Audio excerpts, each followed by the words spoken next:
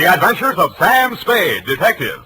Brought to you by Wildroot Cream Oil Hair Tonic, the non-alcoholic hair tonic that contains lanolin. Wildroot Cream Oil. Again and again, the choice of men who put good grooming first.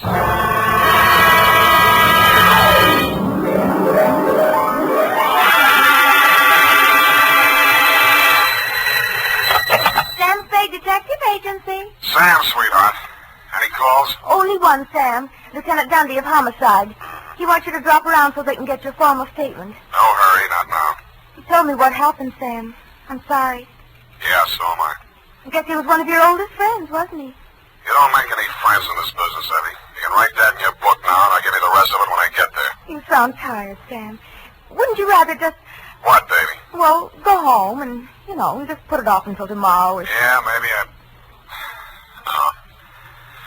I'll get it off my chest tonight. Stay there, Effie. I'll come on down and dictate my report on the Dick Foley caper.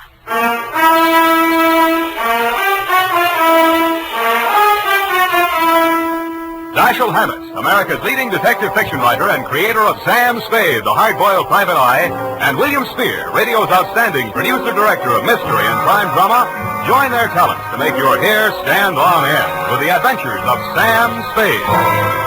Presented by the makers of Wildroot Cream Oil for the hair. No two ways about it, folks.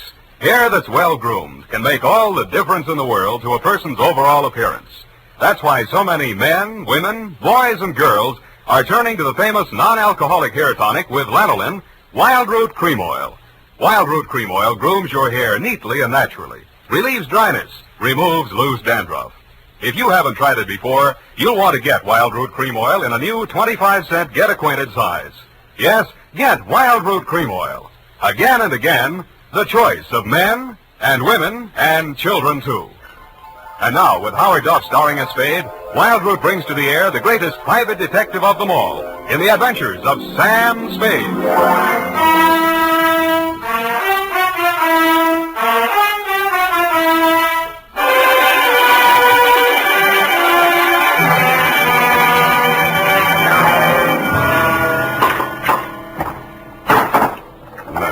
Oh, here, Sam, let me. Am I that shaky? Say when. Just to the top of the glass. That's enough. You spill it. Yeah. Sam, what you said over the phone about not making any friends in this business, you didn't really mean that, did you? Forget it. You can label this, file on Dick Foley. Date, fill it in. Yes, Sam. To Dundee at Homicide, I guess, from Samuel Spade, license number 1375596. The facts are all here. If you can dig a formal statement out of it, you're welcome.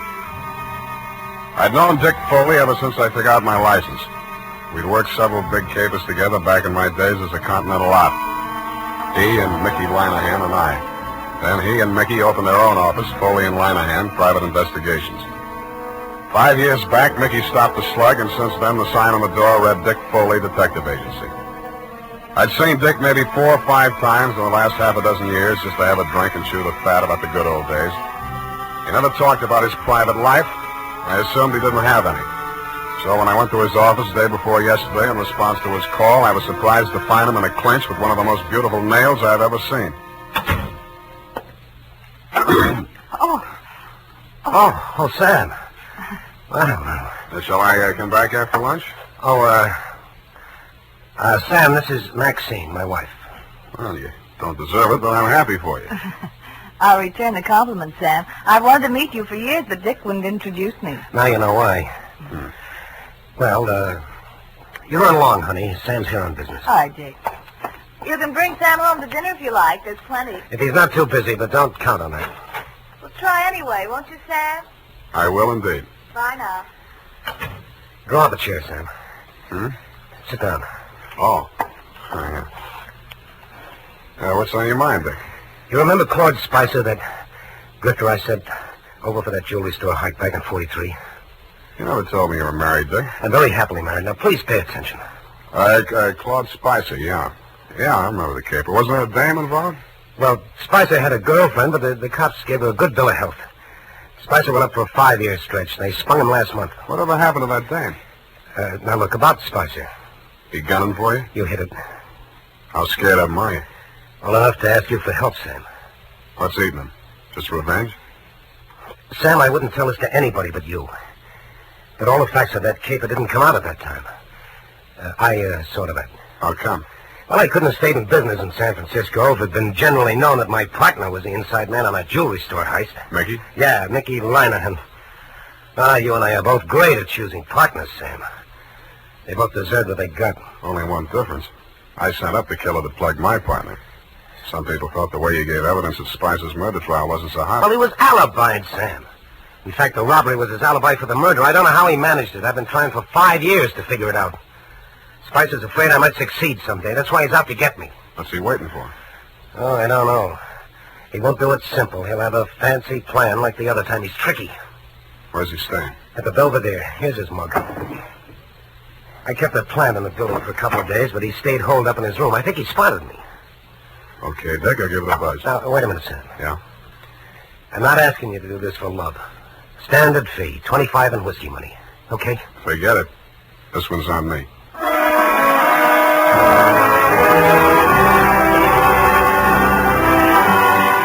In the elevator on my way out, I studied a picture of Claude Spicer on the old police circular Dick had given me. But a picture in the back of my mind kept getting in the way. It was Dick Foley's wife, Maxine. When I hit the street, I still saw her face before me, and it was no picture, only pretty as. Sam, I waited for you. I've got to talk to you. My pleasure. Shall we confer in an adjacent cafe? Whatever you say. Only I don't want Dick to know. Then you shouldn't have married a detective. Please, Sam. How's this? Black watch. Yeah. Looks dark enough. Oh, that booth in the corner, it's secluded. Why not? Slide in. Oh, no, over here, stupid, not facing the street. Oh, sorry. I'm not much good at this sort of thing. Sam, I'm not asking you to tell me what it is, but if he's in really bad trouble, I think I've a right to know. What makes you think he's in trouble? Well, I'm not blind. You can't live with a man and not sense it when something goes wrong. I never thought Dick was the type to show it. Oh, he's tried to hide it from me, and I haven't said anything. I thought if he wanted me to know, he'd tell me. It was a wise thought. Hold on to it. Well, I meant to. But then a terrible possibility crossed my mind. Sam, it isn't me, is it? In what way? Well, you know what I mean. He's been away from home nights so much lately, and he questions me so closely about where I go and who I see and so on, and Well, I may as well ask you right out. Did he hire you to check up on me? Then that is it. No. You're not lying to me, Sam. Why should I? Dick says you're almost his oldest friend. He's talked so much about you. And he must have told you I don't do that type of work. Why do you keep looking at me? Sorry, trying to place you, Maxine. I keep thinking I've seen you someplace before. Oh, it must have been my picture. I was an actress. Yeah. Picture. Yeah, maybe that was it. Why do you say it like that? Like what? As if you were angry with me. Because I just got the caption on the picture. Well, Sam, wait. Come back. Yes, I had. And the caption was from a newspaper circa 1943. And it read, "Actress Lovely cleared in Lanahan slaying." I flashed my tin star at the room clerk at the Belvedere, learned that Claude Spicer was in, and stuck around to make sure the clerk didn't buzz the room to tip him off. Around 4 p.m., Spicer went out, very dressed up, umbrella, gloves and all. He walked down Geary to Grant and turned north. A cold San Francisco drizzle started blowing up from the bay. I wished I'd brought my overcoat. A half a block up from California, he entered Grayson's jewelry store. I peeked through the Rain Street show window after him. Inside, pawing eagerly through a tray full of diamond clips while a long-suffering clerk eyed her hopelessly from his side of the counter, was the actress Lovely. Maxine shot Spicer a quick glance of recognition as he entered, but they didn't speak.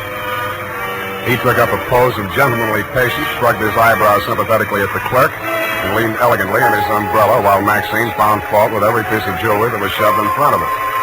The bored expression left his face only once. That was when the clerk opened the vault and brought out some unset stones. Their act may have been fooling the clerk, but it was as plain as the nose on Spicer's face, a very plain nose it was, that they were sizing up the joint for a pushover. Maxine left first. He stayed long enough to buy a cigarette lighter and then followed her out. As I took out after him, I stopped to read the sticker on the inside of the glass door. It said, "These premises protected by Dick Foley Detective Agency."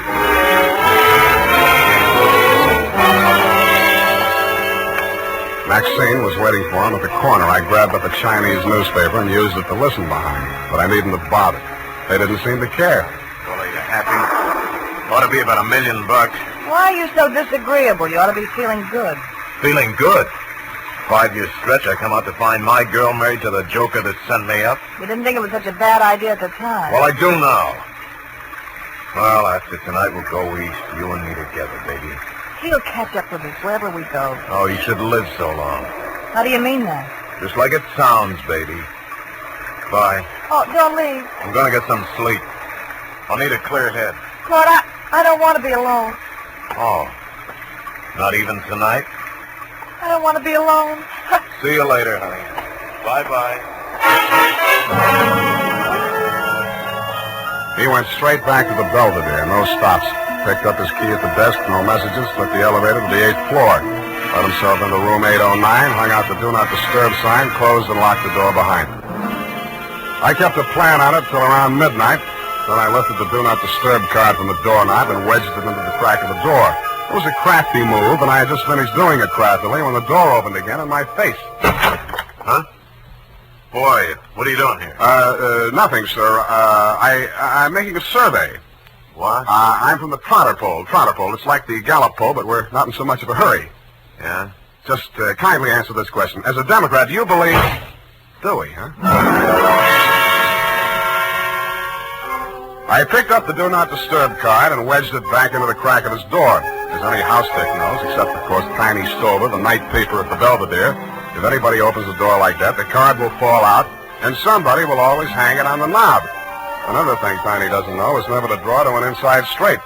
We played 9 different kinds of poker until 5 a.m. when I thought I'd go up and have another look. All was quiet on the 8th floor.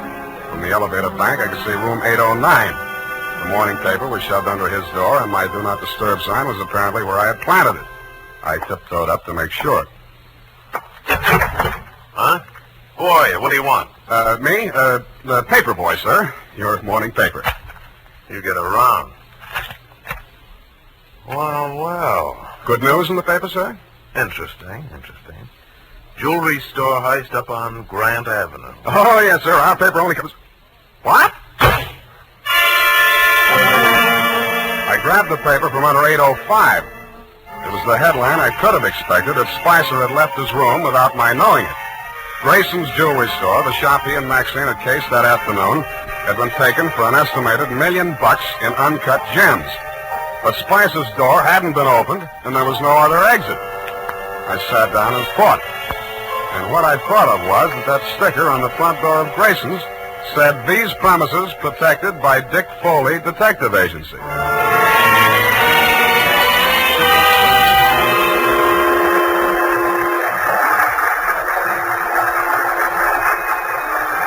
On the 6 a.m. Oakland ferry boat felt its way blindly out of a slip. Claude Spicer was aboard, and so was I. Should have been getting lighter, but it wasn't. The fog was thickening over the harbor, and most of the passengers were inside drinking coffee. Spicer didn't go in. He climbed up to the boat deck and stood at the rail under the pilot's house. I planted between 2 wet pink signs and waited. Not for long. I couldn't make out any features of the man who came up and joined them. They stood face to face, not more than a foot apart, and talked in voices that couldn't get to me through the racket of the foghorns in the harbor. What spoke loud enough for me to hear was a gun. They seemed to fall into each other's arms and collapsed in a heap on the deck. And when I got to the spot, only the gunman was there. It was Spicer. The other man had disappeared around the corner of the deck house. A ray of light from the pilot's window swept over him, and I saw a gunmetal shine in his hand and then spin out over the rail as he threw it. What? Oh, it's you, Sam. Oh, I was afraid you'd lost him. What did you do it for, Dick? I had my reasons, Sam. Now, trust me, I'll keep you in the clear. How long? As long as I go on playing sucker for you? What do you think I hired you for? Maybe I was supposed to say you killed him in self-defense. Maybe I was supposed to see him making passes at your wife if you needed that. But, Sam, you've got... I've worked for killers before. I've even worked for thieves, but not for a detective that knocks over a place he's supposed to be protecting. Sam, it's not a Save it for the cops, Dick. I'm turning you in when we get to Oakland. No, you're not, Sam. Dick, come back here. Let go of me. I'm going over the side. If you try to stop me, you're going with me. He fought away from me, got 1 foot over the rail, and kicked out at me with the other. It caught me on the point of the chin. I stumbled forward and grabbed out blind. I must have caught him by the belt just as he jumped. I remember something pulling me halfway over the rail and trying to get free of it. I did, but not soon enough. I was in midair, and the black water came rushing up to meet me.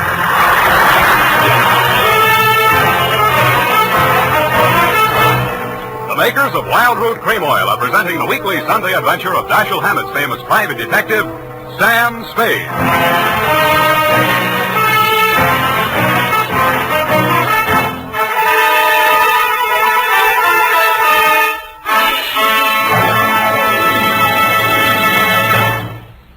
Now, here's important news on good grooming. If you want the well-groomed look that helps you get ahead socially and on the job, listen.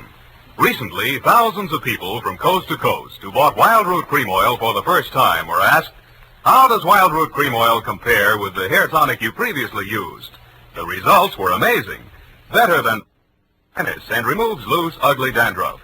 So if you want your hair to be more attractive than ever before, get the generous new 25-cent size of Wild Root Cream Oil, America's leading hair tonic, on sale at all drug and toilet goods counters.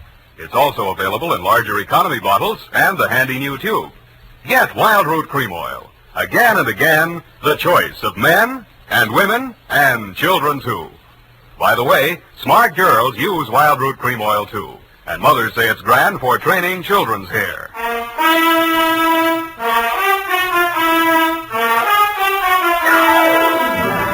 And now, back to the Dick Foley caper. Tonight's adventure with Sam Spade.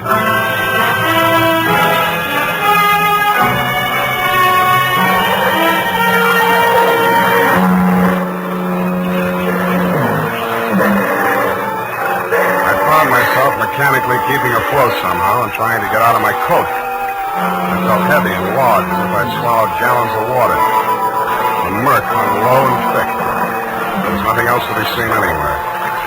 I swallowed what felt like several more gallons before I got rid of the coat. From out of a misty fog blanket, from every direction, in a dozen different keys, from near and far, a foghorn sounded. I stopped swimming and floated on my back, trying to determine my whereabouts. After a while, I picked out the moaning, evenly spaced blasts of the Alcatraz siren. But they came out of the fog without direction. Seemed to beat down on me from straight above. I was somewhere in San Francisco Bay, and that was all I knew. And I suspected the current was sweeping me out toward the Golden Gate. And a light came up ahead of me suddenly. A boat passing a few yards away. I lifted my head and screamed. The boat siren, crying its warning, drowned out my shouts. Went on past, and the fog closed in behind it. Then I heard a new sound. Seagulls.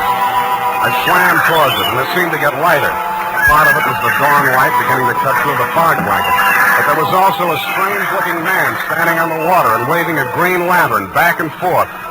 I yelled at him to wait for me, and the seagull got off his hat and flew away. When I got closer, I saw it was not a man, but only a buoy, channel type. I used all the strength I had left to drag myself up on the base of it and let it rock me to sleep.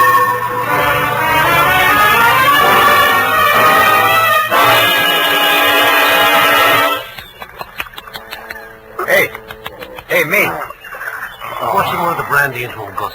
Yeah. Here. Get some of this down.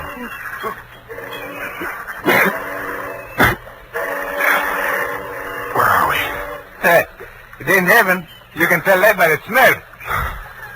Oh, Fisherman's Wharf. Yeah, take it easy. We got ambulance coming.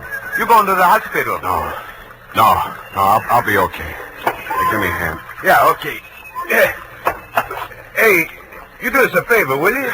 Don't fall down till you get out of sight this time. We're tired of picking you up.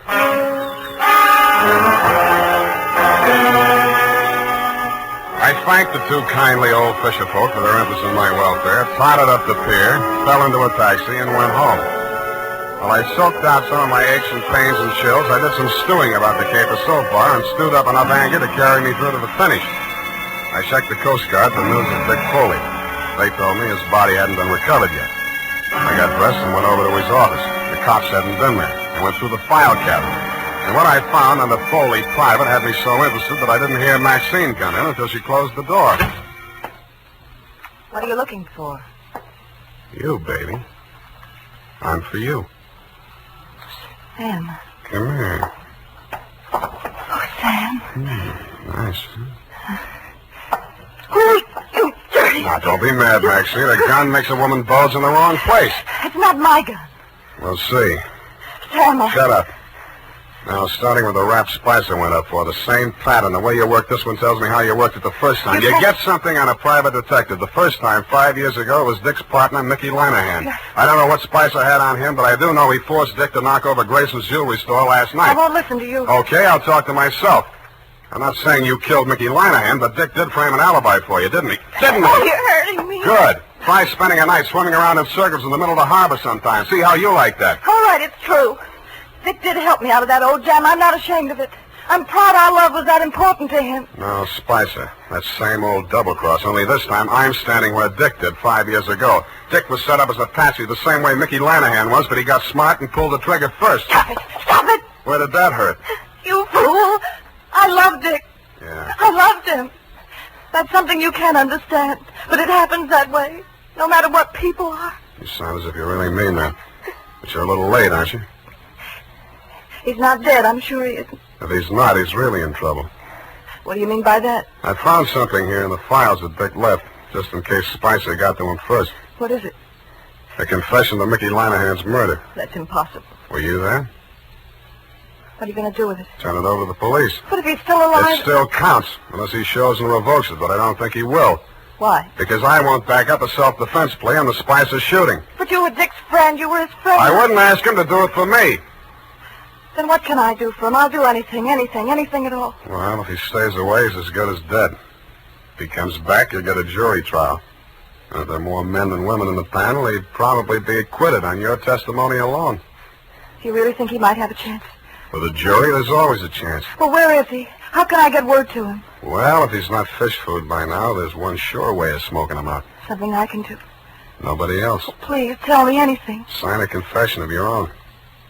Confession? Not Mickey Lanahan's murder or anything they might nail you for. Swear that you shot Spicer. Now, you can always renege. Make both of you look good, sacrificing for each other. How about it? All right. Tell me what to write. I did. She signed it. I had Effie dispatch it to all the papers and news services, and then I brought it down to the hall. Naturally, you didn't believe a word of her confession, Dundee, but when I took you aside and explained my stratagem, you endorsed it heartily and had her booked. She pressed my hand and thanked me. The look of resignation on her face was so real it was hard to believe she was faking. When she turned her back to follow the matron down the corridor, I saw why. On the back of her coat, there was a smear of white paint. I remembered the wet paint signs on the Oakland ferry boat. Dick Foley gave himself up an hour after her confession hit the street. Screamed and yelled at everybody in homicide, trying to convince them that Maxine was innocent and he should take the full rap. But I'm afraid I queered that when we confronted him with the autopsy surgeon's report. He tried to bluff even then when he read it. Pellet A ended right side between third and fourth ribs, penetrated left lung. Pellet B, pleural membrane, side wound punctured. Well, so what, Sam? All three on the right side, angling up, you see? No! I don't know why. You even saw me on that boat. You saw me throw the gun over Oh, it. cut it out, Dick. What I saw was in the dark. But you two men were facing each other directly. If I were going to drop a man fast at close range, face to face like that, I would not put the gun in my left hand, twist it around, straining my wrist in the process, and pull the trigger with my thumb. Unless I were left-handed, double-jointed, and a trickier shot than you are. I'd blast him straight through the middle. All right. All right, yes, it was Maxine. Yeah. Well, that's good. Maybe you can get cured now. Why don't you open up some more? Let me put it down like it was business. All right, sir. Number one, Maxine killed your partner, Mickey Lanahan, 5 years ago. Probable motive to eliminate him and send Spicer up for it. Yeah, she didn't figure on Spicer being smart enough to confess to the robbery, and that alibied him for the murder. Two, You perjured yourself to clear Maxine of the murder. Motive? To prevent the truth about your partner from coming out, and Maxine. It was motive enough for anything. Cut it out, will you? Sorry. 3. Spicer forced you to team up with him in the jewelry heist. How? Well, he threatened to make a full confession as accessory to Mickey's killing. I would have put the whole works on Maxine and leave him in the clear. Yeah. Can't be tried twice for the same crime. 4. You decided to rub out Spicer whether you could beat the rap or not and clear the books once and for all. So you pretended to play along with him, told Maxine to do the same, and called me in as umpire. Yeah. Sam, I'm sorry. Why couldn't you lay off Maxine? Why did you have to... Oh, I thought you were my friend.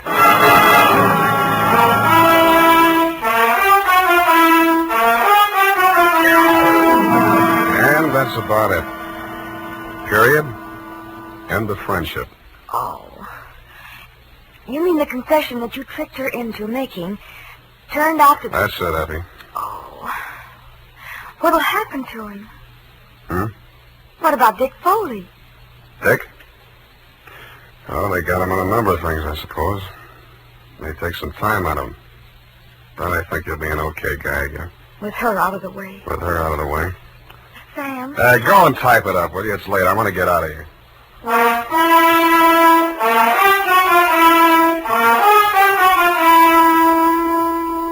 And now, listen to this. When it comes to hair tonics, the best friend of the family is Wild Root Cream Oil. Wild Root Cream Oil grooms the hair neatly and naturally, relieves dryness, removes loose dandruff. Now, you can get America's leading hair tonic in the new 25-cent Get Acquainted size. Also, ask your barber for a professional application of Wild Root Cream Oil Hair Tonic. Again and again, the choice of men and women and children, too. Well, here it is, Sam. I know how you must feel, so I won't... What's your hurry? Well, I thought, well, you know how you always feel. Look, sweetheart, Dick Foley was a private dick. So what? You mean you can bring yourself to talk about it? Sure. Go ahead, try me. Well, Sam, it seems terribly complicated. I suppose because Mr. Foley was in the profession and thinks like you do. Up to a point, Effie. What's bothering you? Well, why did he call you in? You, another private detective, and he knew how smart you are and all, and... Yeah. I don't know, maybe he thought, well, if I turned up anything, I'd look the other way. Do you think that could ever happen to you, Sam? That's a clever phrase you dictated. He called me in as umpire. That's baseball. But if he was so clever, why didn't he win, Sam? His mistake, Effie, was trying a quadruple play, which has never been heard of in the history of baseball or crime. All he wanted was to bat Maxine home safe. But it usually figures when 3 men are out, the side retires. Oh, well, I don't understand baseball, Sam. That's all right. Football will be here soon anyway. Oh, but I don't... Good night, Levy. Good night, Sam. Good night, sweetheart.